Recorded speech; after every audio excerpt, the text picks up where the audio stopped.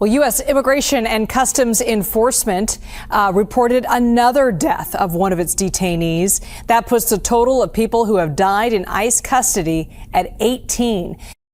It's Ken Harbaugh with the MeidasTouch Network. Conditions in ICE detention camps are horrific. Amnesty International has deemed the methods employed by ICE agents at these facilities tantamount to torture. The Department of Homeland Security is on track to see the highest death rate among detainees in its history. If the trend continues, ICE is set to surpass the 31 detainee deaths that the agency recorded back in 2025. That was a 2-decade high, and if you look at historical data by ICE, the agency is set to also record the highest ever detainee death tally. For all the attention that ICE's tactics on America's streets received over the past year, their ability to operate their detention camps with apparent impunity is something that cannot go unanswered. As anyone who has watched this show knows, one of the things we do for every elected member of Congress and candidate is ask whether they will commit to holding the kinds of investigations once the House flips that will result in prosecutions. Kris Goldsmith, Army combat vet, extremism researcher, and founder of Veterans Fighting Fascism, has thought about this a lot. We don't actually need new laws to hold the murderers and torturers at ICE accountable. We just need to enforce the ones we have. I'll let Kris take it from here.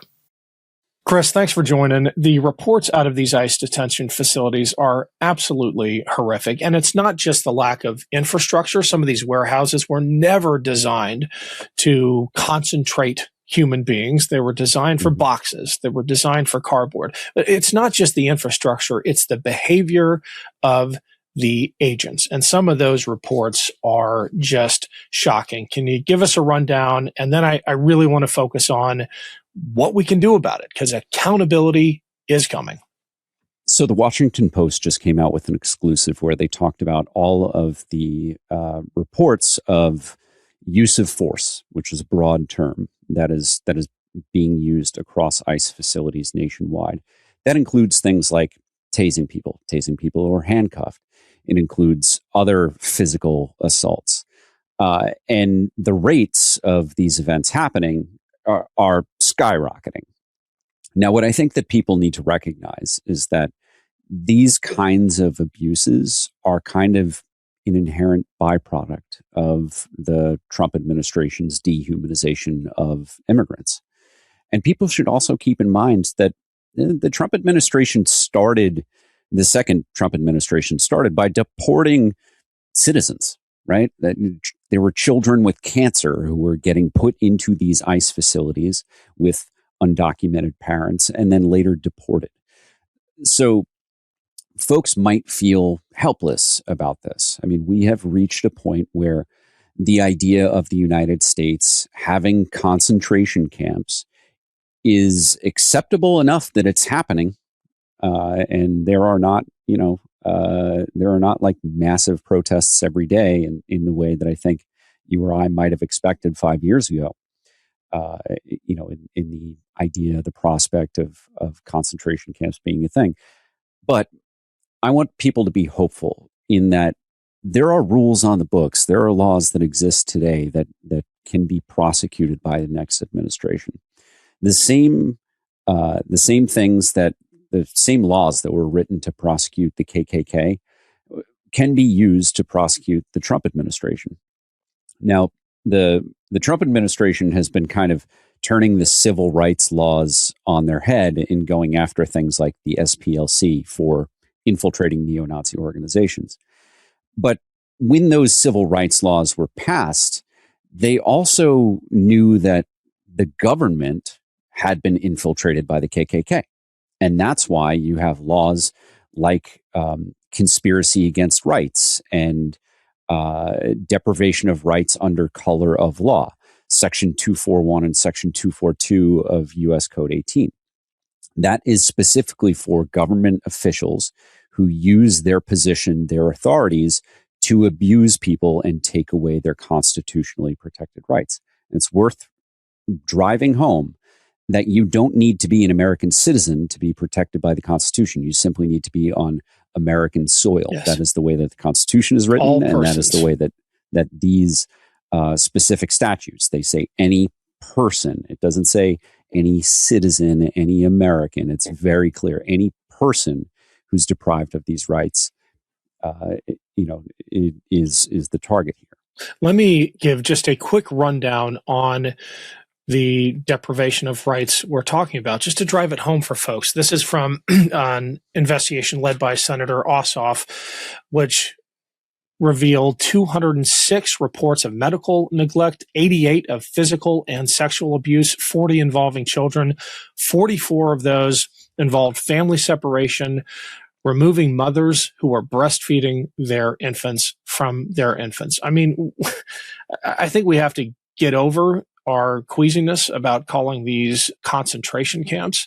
And I want your take on how to structure these prosecutions and the value of targeting foot soldiers, which are in some ways easier targets because there's more evidence about them.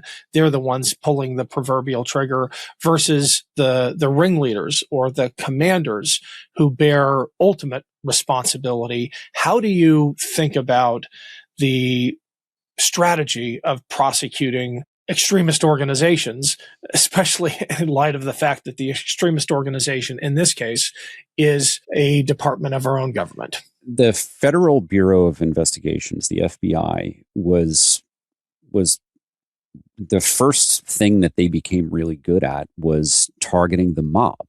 It was targeting organized crime. And the way that you sweep up the mob is you look for the underlings and you prosecute them, potentially give them more lenient sentences after they're proven guilty in a court of law by a jury of their peers, or in a prosecutorial agreement ahead of time, so that they basically rat out their bosses.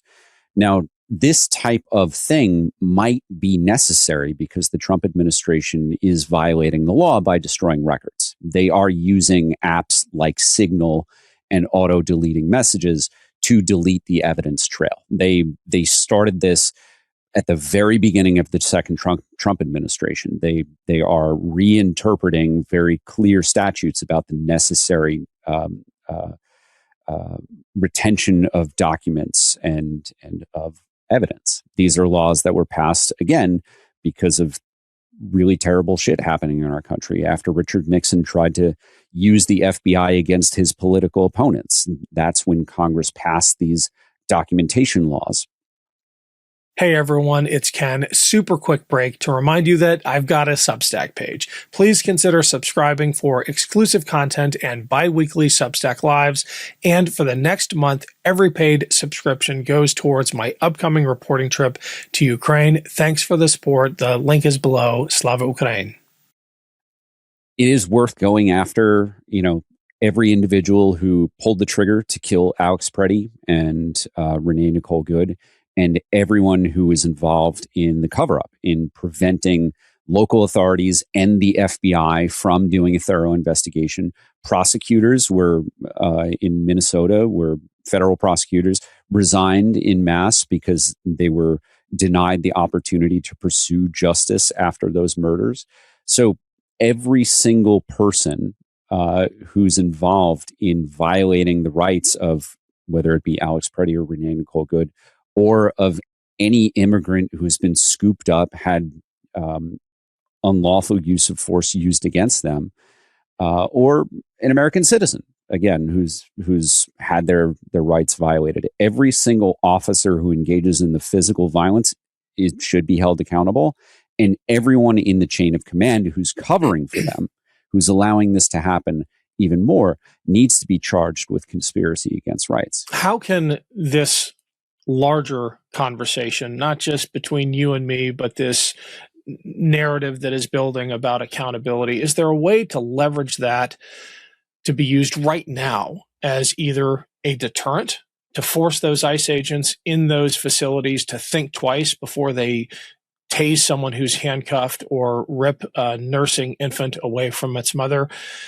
Can this conversation be used to give that person second thoughts, or to encourage the kinds of defections we will need to gather evidence to undermine morale at ICE and to break the organization from within. I'm glad you asked that, because the way that the Task Force Butler Institute hunts neo-Nazi organizations and the way that we go from evidence gathering to prosecution, a lot of it is kind of like a PR campaign, an education campaign. And we are convincing politicians on both sides of the aisle that A, a crime did happen, B, you can identify the perpetrators, and C, there is the political will among the people, the voters, to see you pursue justice as a law enforcement official, as an elected representative.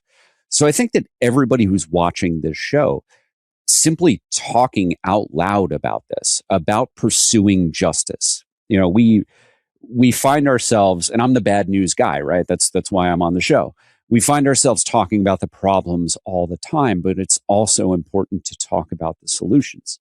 So educating people on these things that you can Google yourself, Section 242 and Section 241, conspiracy against rights is 241, deprivation of rights under color of law is 242. You can read these. They're written in plain English. You don't need a law degree to get a general understanding of what these look like. And simply, through conversation, it will rise up. It will bubble up into elected representatives who are making part of this, making this part of their campaign. I mean, we are in a campaign year for the midterm elections.